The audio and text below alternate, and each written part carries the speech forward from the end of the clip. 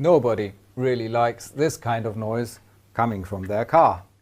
However, vibration in some areas of the brake system and its connection with the chassis occur sometimes. Here the skills of the workshop technicians help to get this fixed and avoid to let this happen again.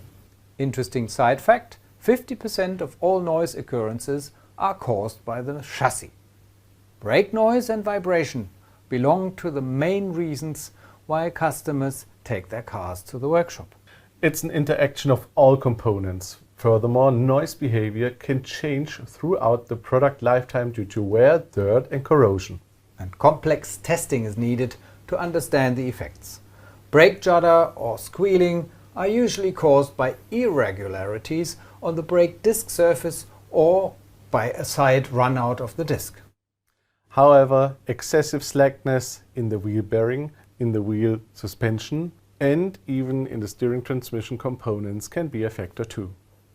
Your expertise and skills in professional repairs and the use of high-quality spare parts reduce these issues. Just recently, I took my car the second time to the workshop because of these issues, brake noise and vibrations. Our experts always say that all kinds of brake discs are very sensitive, high-quality products. You can make a major contribution to avoid noise and vibration and satisfy your customers by considering special requirements in the installation and handling of these components. So what is your advice to the workshop technician? First, the technician needs to ensure that the hub seat is absolutely clean, rust-free and even. It should not be damaged in any way. Another point to be aware of is that neither hammers nor impact wrenches are acceptable tools to be used when performing brake repairs. The beating movements of these tools can warp and deform the disc. What should the workshop consider after removing the wheels? That's actually a very important point. When the wheels have been removed, steering motions should only be performed by rotating the steering wheel. Modern brake discs are extremely sensitive. When grabbing the friction ring with both hands to force the steering motion via the axle, the disc can easily be damaged. The problem here is the time it takes to actually show the symptoms, judder or vibration, which can take up to months or even years, depending on the driving behavior of the vehicle owner.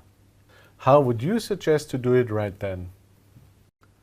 A torque wrench is the right tool to tighten the screws of the disc, not an air gun.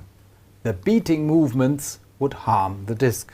Then the wheel screws need to be tightened evenly in 3 stages to the torque specified for the vehicle.